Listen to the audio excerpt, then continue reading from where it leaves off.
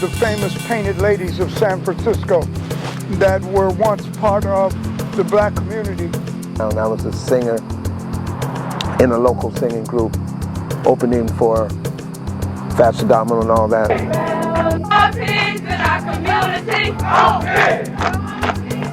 But to celebrate the most important thing, and that is community. Community coming together. I was tremendously impacted when I picked up the Jet magazine and saw that mutilated head. Being a living example of love, how to stand for community, and I'm just honored that we get to stand in your legacy and continue this evening. My name is Henry James Larkin IV. Never did like the name Henry. My middle name is James. Wasn't thrilled about James. It always seemed like a butler. So I took the derivative of it, which is Jimmy or Jim. So they call me Jim Larkin. So I describe myself as an innovator. I seem to have always been a little bit ahead of my time.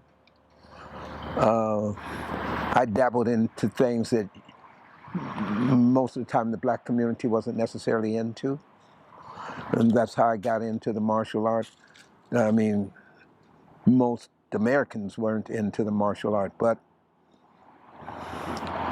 I'm a Pisces, and I always related to the Pisces as being God's favorite child. So that's the way I looked at myself. I came up as an only child, and living in Fillmore in the 40s. I was an only child. My mother was an entrepreneur. And I was 9 years old. I was shining shoes on Fillmore Street. My mother would carry the shoe shine thing down there and set me up, you know, and then she would go, she worked in the restaurant, she worked in the restaurant taking photos and stuff. She was a photographer and she was kind of a model during those times. San Francisco, it was the 40s, and San Francisco was full of military men. Fillmore Street was full of MPs and SPs. Those were military police. There were young black soldiers on their way to Japan. That's where Hunters Point played in the part, the naval shipyard. They would leave from there to the Orient. So San Francisco had a lot of money on Fillmore Street. Nightclubs, restaurants, hotels, pharmacies, owned by black folks. Bop City. Yeah, Bop City is where I learned a lot about performing on the stage. I would sneak out of the house when I was 16 and 17, go in the bathroom, climb down the drain pipe with my uncle's overcoat and run up to Bop City, and Jimbo would be there. He'd look at me and say, "Boy, how old are you?" "I'm 19 years old." He'd just kick me in the butt and say, "Go ahead on in." But yeah, Bop City, the Plantain Supper Club, they had all kind of clubs, Jack's.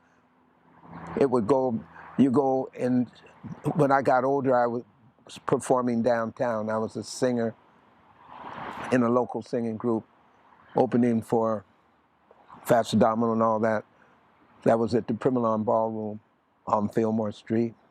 My mother and then my uncle was a musician. My mother and them would go to the Primalon Ballroom, and there would be Billie Holiday and San Francisco's. The Fillmore was to San Francisco as what Basin Street was to Harlem. It was a black cultural point, but there was, you know, interesting enough, I learned, I became very clear about what I was doing when I was in Indonesia, performing in Indonesia. They would always ask me, what music are you singing? Why do you sing the music you sing? And I would say that I chronicle the history of the black history of Americans black folks in America, because the songs, if you're singing about Kansas City, it is during that time, there was a particular dress, a kind of particular food they ate, particular slang. So you could go from Kansas City to Chicago to New York. Songs were written about what was happening in our lives. So if you follow that, you can document the history of the black man in America simply through music and art, you know. So I came up in the Fillmore. My family, my mother, my grandmother, and all them came from the deep South. They was trying to come to California, and they got hung up in the coal mines. And the people who own the coal mines own the grocery store that you ate out of, that you bought your food in, own the house that you lived in. So you was basically an indentured slave. And my grandma had, well, at that time she probably had about 8 or 9 kids, and Grandpa was working in the coal mine.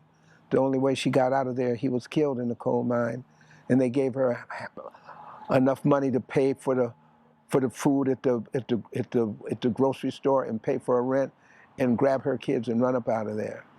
And it took them about 3 years to get to California. They went through every nook and cranny, every little town and stuff to get here. So that's, my family's background coming to California. My mother was about 13 when they got here. She went to Everett Junior High School. Hell, I went to Everett Junior High School, So Fillmore was a melting pot of minorities, and I'm going to add the minority like this. It had blacks, it had Chinese, it had Mexicans, it had Italians, and it had Irish. And all of us was basically minorities, and we were living together relatively pretty good. But then what happened is job opportunities are aimed and targeted for the Irish and for the Italians. And then they build a little area out there in the avenues for the Irish and the Italians. And the kids that I grew up with in elementary school, my little Italian friend, my little Irish friend, they're gone. And the next time I see them, it's junior high school. And they're in their little Italian gang, and I'm in my little black gang, and then the Mexicans in their little Mexican gang. They just divide us up like that. And that's the way what happened to Fillmore. So time Mr. Charlie got through moving people out, it was basically black and Chinese. The Latins ended up in the Mission District. So that game was going on. I got into the arts. Bruce Lee was Wing Chun. And that's a Chinese style. And I was Butoku Kai and Shotokan, and that's a Japanese style. But the schools were taught in Chinatown. And that's where basically we would meet. But Bruce Lee was a higher rank than me, and I would run into him in tournaments. But he was a higher rank, so I never did, and I was just a beginner. He must have had a year or two on me. And as martial artists living in the San Francisco area, there was a certain amount of respect we gave each other. But he was more advanced than I was. He had more years in it, and he was in a different system. And during those times, the systems stayed pretty much in their own system in their competition. So it was a very short while that there was any connection to Bruce Lee. It was more of a connection with Chuck Norris and those people. Tournament fighting. Chuck Norris came in with his team, and I was really the first black karate school, probably in California. I know in Northern California. So my school was the only black school there. And it would be Chuck Norris and a whole bunch of that's when the system was open. Koreans, you know, it was the Korean and Kempo and Gaja Kempo fighters and the Japanese fighters. So it was through tournament fighting. It was through tournament fighting that I met a lot of the people. Jim Kelly would come up from L.A. You know, Steve Saunders. It was people was really getting into it. This gentleman that just was doing the photography. Johnny, what movie was that you was in? Killer Elite. Johnny was in Killer Elite, one of the first karate movies, you know, out, you know. So San Francisco, you know, 2 hours, 3 hours from Hawaii. Hawaii is where you had the Japanese judo and Japanese karate and the gung fu. The Kempo fighters, most of the information came from basically Japan, from Hawaii. So the martial art in Northern California, basically most of it came from Hawaii, which came from Japan to Hawaii. You know, the Japanese, you know, you go to Hawaii, it was just like being in Japan. There was an area that was just totally Japanese. So you have that connection. You know, you have that connection, and those people are third world people. The Hawaiians come to San Francisco, and those are the gentlemen that are usually instructing you, the Kempo, and the Gaja Kempo, and the Gung Fu, and the Karate. Then most of the instructors came from Hawaii. During the 60s, you had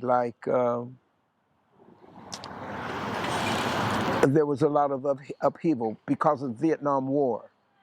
Because of the Vietnam War, you had a bunch of little white folks out of State College raising hell because it seemed like State College was involved in making that Agent Orange that they was dropping on the Vietnamese. And so you had, which as what I saw was the majority of the students that was raising hell at the State College and stuff were Jewish kids that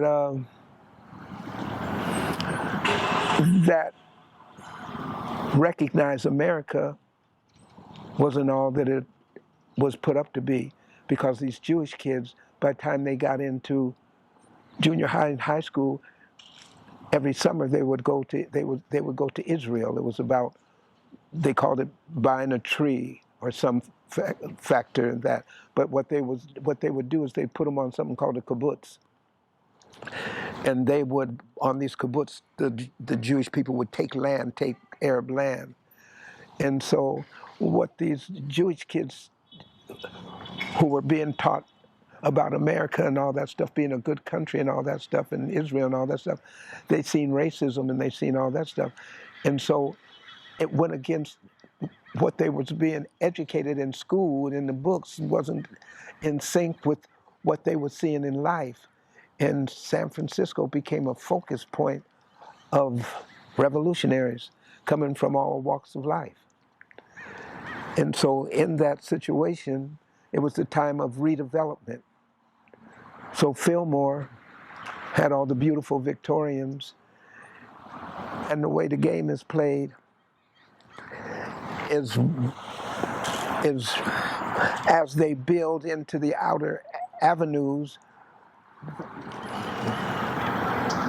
the Victorians and stuff is where the blacks in the blacks and Chinese end up living in a Victorian house, be a 3-family unit. It would turn into 8 and 9. They'd have 3 families on one floor, and they would sell them to poor black folks based on the amount of money that's made off of selling. You got 3, 6, 9 families living in a 3-family unit. And so they rolled that way for a while city ran like that for a while, and then they flipped. And now the next thing, you got the city inspectors coming saying you can't live like that. You can't have 9 families living here. It got to be a 2-family or 3-family unit. And so that put us in a strain. And so then right behind that came redevelopment. Oh, we're going to fix these houses up so they're better for you. We're going to give you a little receipt, and your ass got to move over to Oakland or go somewhere else, and we're going to fix it up and you can come back. Well, that didn't really happen. So a lot of the Fillmore Victorian were boarded up. I had toured Japan with the Harlem Globetrotters. I came back to America, and I had picked up some bits of karate. So I came to America, I started teaching. I came back to America. After my experience in Japan, I came back to America as a performer. The racism was devastating. So I just forgot about that and got into the martial art. So during that time period, now here's redevelopment. And here's all this hell being raised in San Francisco. Now there's the Black Panthers, there's the Brown Berets, there's they call them the Students for Some Kind of Justice, which turned out to be the Weather Underground. I had a karate class in the Haight-Ashbury. That was the only karate class anywhere. It was just for children. The next thing I know, there was the Panthers, there was the other Weather Underground, there was all these revolutionaries is there. So this first building, the first cultural center ever in America, was a 44,000 square foot building located at 330 Grove Street. It was owned by redevelopment. They put everybody out. We was able to rent the building for $1 a year. And we refertilized it, and my karate class went down there. There was a company, a dance company, that was headed by a wonderful dancer named Zach Thomas, and an organizer named Mike Catlett, and a playwright named Barry O'Clay. And I came down there to manage the building, and I put my karate class in there, and I had a background as a performer. So people from the Mission District, people from the third world community started pouring into the place. This building I'm talking about, 330 Grove Street, is a block and a half away from City Hall. They were rioting during that time in Hunters Point. The patron of the art was a man named Zellerback. I think the mayor at that time was Alioto. Zellerback was the patron of the art. He, I think, was head of the art program in San Francisco, which was predominantly the classic arts. So this stuff is going on in Hunters Point. So Zellerback invested in something called the Neighborhood Art Program. It was money I called it Be Cool money. It was money that they used to keep the community cool. We called it Be Cool money. So I had karate classes in Fillmore. I had karate classes in the Mission District. I had karate classes in North Beach. And so they utilized me as a organizer. Okay, we had something called Backs and Fronts. This building, this 330 Grove Street building, was a cultural center during the day and in the evening, and was home for the revolutionaries at night and all night, because that's where a lot of things would happen at night that helped the Weather Underground. So how did you, working with the Jewish women, how did that work? Because the tax squad was beating their asses, and so they came to me for self-defense. The Panthers the same way. You know, so I was teaching classes at Powhatan Youth Center in the Haight-Ashbury. There was that revolutionary stuff going on in the Haight-Ashbury. I'm right up there with kids and stuff. and then it's in Fillmore, and so we all started working together. So from the Jewish side of it, they're connected in some areas that we're not connected in, and a lot of information passed back and forth. And it was brought to my attention that that old was doing slick shit. Speak on. I don't want to say all that stuff, which isn't relevant to the community. It was relevant to the elite, and they put a what do you call it? A bill. The city has a bill. There was something called tax revenue sharing money coming from the federal government. So there was a bill like a pamphlet coming out for city meetings to identify where this money should go. And so different communities wanted different things. And so the bill for the Downtown Performing Arts Center was failed. And some political slick folks found a way to siphon money out to some nonprofit organization, which they shouldn't have been doing. And I was told about it and told that I was involved in it. And so me and Barry Clay and Mike Catlett went visiting down in his office downtown on the 45th floor. And he said, well, what do you boys want? And I said, you guys are planning on, in your plans that we're not supposed to know about, you're going to push our cultural center down and build a downtown performing arts center that has really no relevance to the community. So he said, what do you want? And I said, we want our own building. You're fixing to push ours down. He said, find it and give me a call.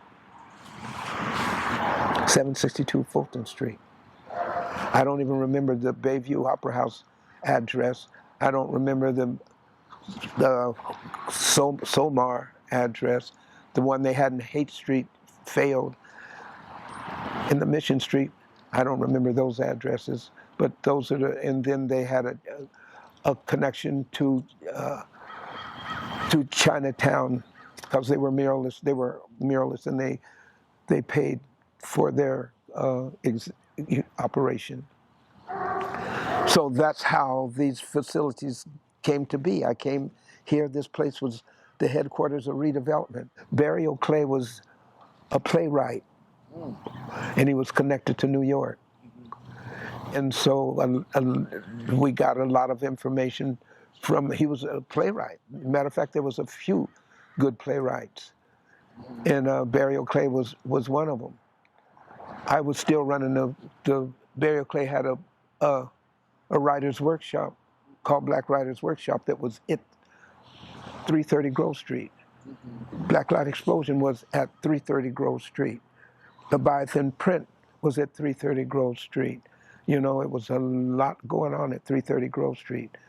So as the time, once we put the cultural centers in motion, we were supposed to be the owners of the cultural centers, but neighborhood art, our commission said that the city said we couldn't own the cultural centers, that they would own the cultural centers, and we as nonprofit organizations would run the cultural centers, and we would give them the programs for the cultural centers. I was the only one with the experience of running a cultural center. So the first cultural center that came up, the money came to, was the Bayview Opera House, and I ended up going out there. Shortly after that, this facility came up. Barry O'Clay, they put him in as the director. Barry O'Clay got killed shortly thereafter, so then I trained a director out at the Bayview Opera House, and I came here and ran this one, and I was the one that went from cultural center to cultural center to see that they were set up right, and ran, and the thing that I learned from that experience is the neighborhood art program was ran by non-minorities, and they was getting money from, we didn't really know who they was getting money from, and this wonderful person named Naomi, who was helping me, she suggested that I go to Washington, D.C. and see about the National Endowment of the Arts. And I went there, and they didn't know who I was from San Francisco.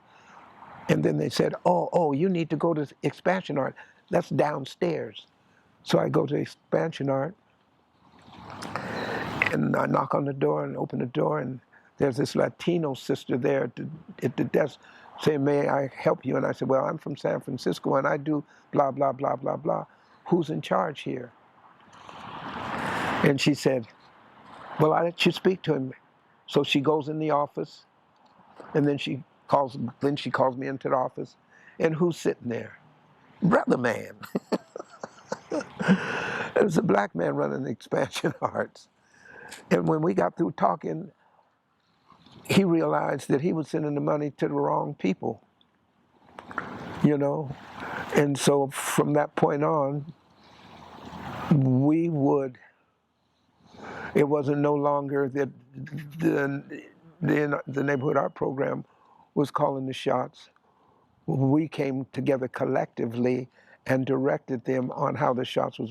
So it's like the thing before we was on the agenda. What we learned to be is be the ones that make the agenda. So we got our people in as the associate director of the neighborhood art program, Roberto Vargas. We started putting minorities in there, and it changed the whole thing.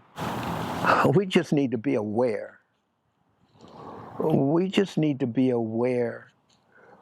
The population just before I left here was 13% black. Now it's probably around 3% black. We should be aware of how the U.S. does things. When you say U.S., are you talking about America. Like, okay, America is everybody. Are you talking about a specific group of Americans? The ones that's running it. Who are they? Speak on it. Well, I think you got to first understand that America is not it's not a democracy. It's a democratic republic. A democratic republic. Republic is what we are. Republic is the power is in the wealth. It's in the money. That's why a lot of white folks left England. You know, it's just a watered down England thing with democracy up underneath it. But who elects the people into White House? It's not the majority vote. It's the Electoral College. That's the republic. It's game. So they run it just a little shorter than the way it was done in the old days when it was kings and queens. You know? So anyway, they're going to always rotate on you. When you start building strength, when you start building communities that is making money and stuff like that, they're going to change the community. They're going to change the look of the community. They're going to have redevelopment. They're going to have all these different names. Apartheid, they're going to have all these different names. So it just makes it difficult to do anything. Fillmore Street got just done. And the economics, you know, they just pulled the possibilities of economics out of it and turned it into what it is now. You know, and they know how to divide people. They know how to, if you got a lot of Japanese in and they want to mess stuff up a little bit, then they're going to bring Koreans in because they know Koreans and Japanese don't have a good time. You know, they play on the fact of division. And they move us relative to that. If you look at every major city in America, the time that the communities and the black communities get economic independence and stuff like that, it changes. Watts, Harlem, all that stuff, it changes.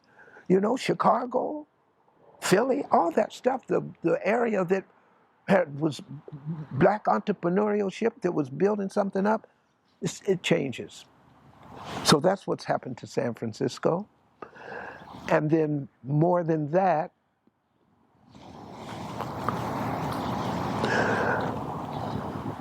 media and all that stuff is just nothing but a brainwash.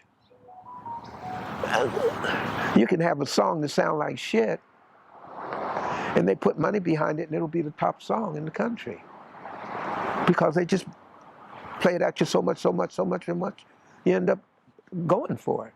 And that's the way everything. Just look at television, you know. So it's brainwashed, and it's brainwashed around fear because they show you shit that make you hungry for it. But how you gonna get it? Oh, maybe you could be a criminal. Maybe you could get it. Okay, so they're showing you this stuff that puts you in a fear situation, and fear is the biggest enemy there is.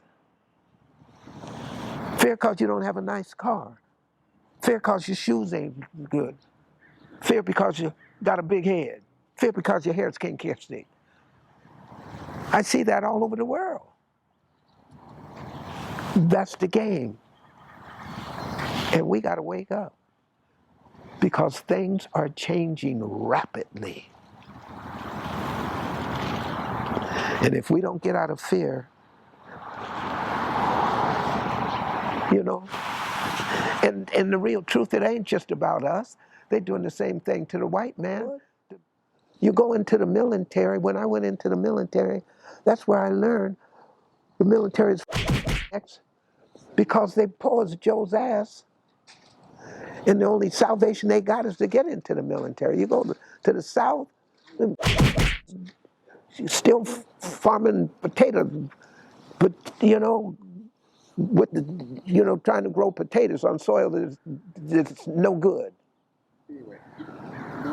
And then kind of keep you off balance, and they keep once you're off balance, you tend to reach for anything. So like a criminal, you as long as they're giving you money to push their agenda, they're down with that. But once you start coming together and getting power, they destroy it. They switch it up and throw you back off balance. Yeah, that's the way. That's the way it is. I mean, that's capitalism. Capitalism is a beast that is never satisfied. If I make $1 million today, I need 2 million tomorrow. It's never satisfied. That's why the combination of capitalism and socialism balances off better. You see some of the European countries balance this stuff off. And here we're struggling shit that in some of the smaller European countries, you know, a woman, you know, gets 6 weeks off after, you know, after bearing a child and stuff like that. Here, and, you know, so. So you think it's a lack of humanity? Lack of humanity. They ain't got no humanity, you know. They don't care. It's about the money. It's about. It's all about the money. And you're saying you're referring to the ones that's controlling this shit. But you know, presidents get scripts. They select presidents based upon what the plan is to do for America and all the colonial places that they got. They give a damn president a script. And Trump was put there for a reason, just like Barack Obama was put there for a reason. You know, for a reason. They had messed up so bad with the Bushes and had our asses all off in the wars, chasing bullshit. You know, and then come find out, oh, it's bullshit. Oh, we better clean this up. Whoop, Barack Obama's grandma is with the State Department in Indonesia. You know, shit ain't no accidents. And he's a good man and shit, but shit ain't no accidents. They knew who to call. You know, it's like they prepare you. Okay, you know, we looking 5 years down the road. They 20, 50 years down the road. You know, and it's hard to catch that shit. And I remember reading a thing in the I forget the name of the organization. the Masons, the Masons, and so this dude had this Mason. They called it the Mason Bible, and I got my hands on it some kind of way for a few minutes before the dude came and looked. And one of the things I never will forget, it said in there, they said, how did they say that? They said the only thing power understands is the bark of a cannon. When I went in the Army, I really realized what the bark of a cannon was. The bark of a cannon in the chingle of a silver dollar bill. That's the only thing that the power respects. If you can wear their ass out with gunpowder or take them out with money. And that's why it's dangerous. This gun thing is dangerous, because if we step up with them guns, they will say that the Lord sent them to massacre our asses. These are bodies that we in. Okay. This is where the soul resides. And we're conduits. We're conduits. A conduit is something that, like a conduit for water, a conduit for electricity, is something that you go through. That's what we are. We're the Creator's children. And as conduits, we carry His frequencies, because all this madness is about frequencies. So we're carrying, so as conduits, well, let me take it a step back. Religion is something that was developed for faith. And the key factor for what we are is based on faith. But the problem happened is that when the churches started saying, have faith in the Almighty, but if you're wrong, you're going to go to hell. When they put a hell in that religion thing, they put fear in the picture. And it's through fear that we're manipulated. But as conduits, fear is a low vibration. As you step into the light, because we have the power. If you believe you have the power. They talk about Christ. That's not a person, it's an energy. So you can vibrate these different energies. You can vibrate, love's not a feeling, it's a frequency. So as a conduit, we're like a radio receiver. We're frequencies. It's just what frequency level you're going to vibe at. Your ideas, you come up with an idea, it vibrates at a high frequency. That idea, I could have that idea right now at a high frequency, and somebody in China can have that same idea, because we're vibrating at the same frequencies. So thought, we have thought, which is vibration. It creates matter. So what you think becomes reality. And our mouths, we have to be careful about what comes out of our mouth, because you can be saying and say, oh man, I ain't shit. You really don't want to say that. You say that enough, that becomes your reality. So that's what spiritualism is really about. Raising your conscience level. Staying away from fear. Understanding that everything is frequency, everything is vibrations. This ground, dense vibrations, our bodies are dense vibrations. Our aura is a different level, a light vibration. We have 7 or more layers of it. We have an etheric double around our body. By the time something hits you here, it's dense. It was already out there. If you knew how to use your mind, if it's something that is not good for your body, you clean it up there. Time to get here, it's too dense. It takes you too much. That's what's killing us. But we're not supposed to be here forever, no way. We're supposed to rotate. We're eternal. You know the old story is that the Creator had created an angel, and the angel became jealous. So it says, well, God don't make a mistake. God set up something to make something go. God set up what we're supposed to be here right now, what we're supposed to be doing now is preparing for the resurrection. That's Armageddon. So he's cultivating us. We're here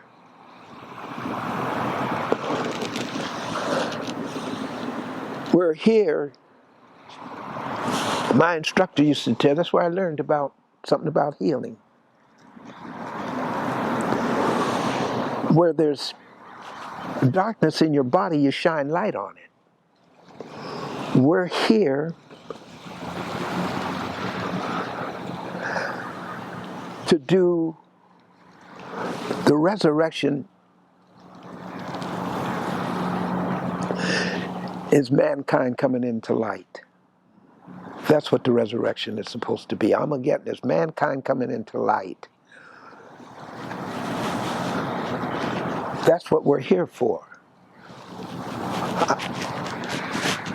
I'm here to say just what I'm saying. We're all here right now where we're supposed to be for growth, because it's about growing and changing. When that in a second sense is what religion is about, is unity of prayer, vibrating on, when you put people vibrating on the same thing, it makes change. You change. I see it in Indonesia. The mountains start carrying on, and they vibrate. They might push a goat in the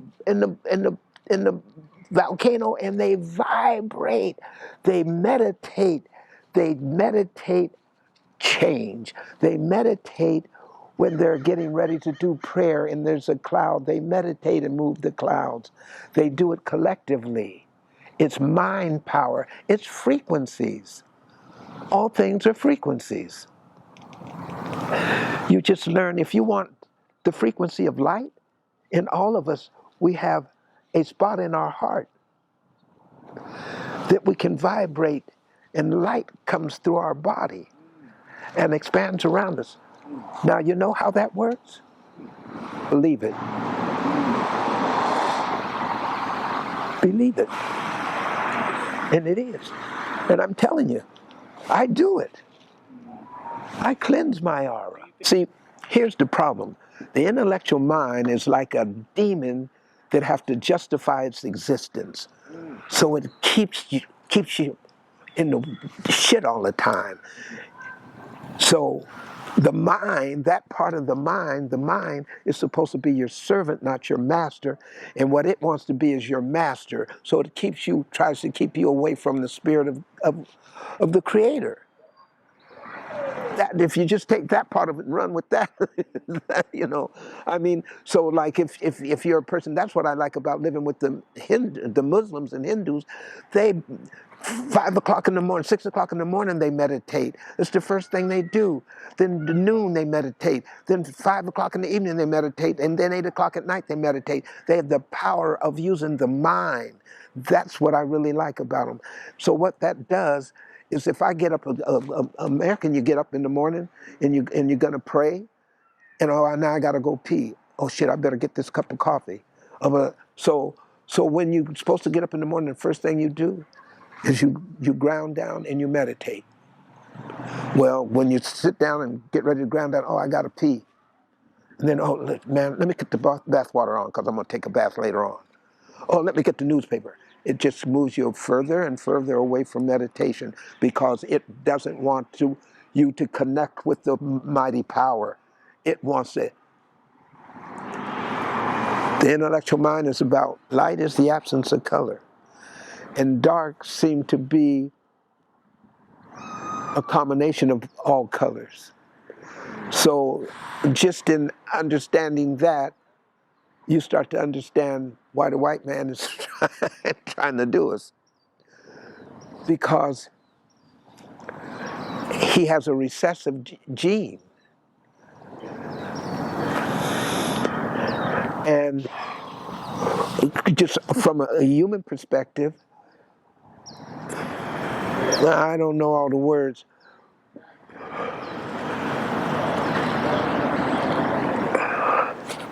but their procreation thing they're gonna fade out. And they know it, but they want to act like if they kill off all of us, they're gonna live longer. The way they're gonna live longer is by mixing with us.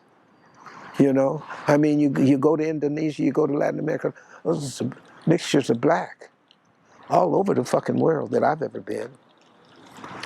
You know, Indonesia's, they got 1,000 inhabited islands, and most of those islands are Africans. You know, but they don't tell the world that. You know, so, and when I look at Indonesia, it's like being in Latin America, or it's like being in the South. It's like I see a lot of my, it's just what I say is a high yellow brother, you know. That's what it is.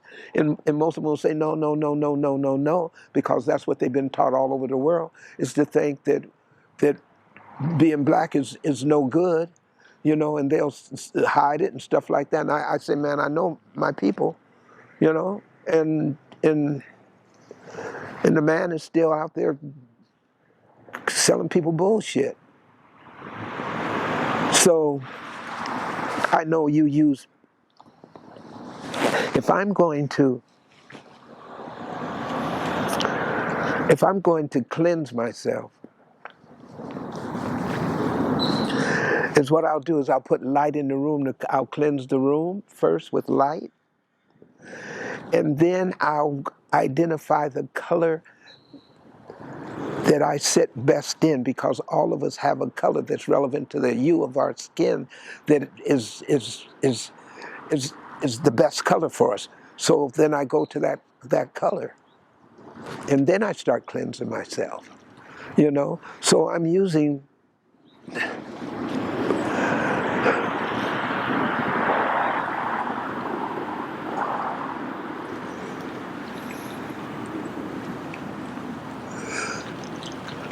so I pick up in your aura a green and a blue, and let's say I sweep across your what we call your fifth chakra,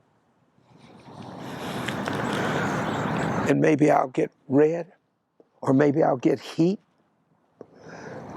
And I know that's what they do with the acupuncture, stuff like that, and maybe I get heat, and that heat, I realize it is heat, it's red, it's heat, I can feel it on my hands. I change the color in my hands and focus blue and bring that heat down. It stops that, because people that just too much yakety yak, they sometimes get a sore throat, or somebody's trying to put a cord on you to draw information from you, and they'll hit you with a fifth chakra cord, you know, and you get a sore throat. You can't, because somebody has corded you. They might do it automatically, but not. They might say, "Well, I wish that brother would shut up," you know, and you get. They've corded your ass, you know, and they don't really realize that they have that power. So what we got to remember is that if you've done numerology, what you understand is that numbers are frequencies and frequencies are colors. So there it is. There it is.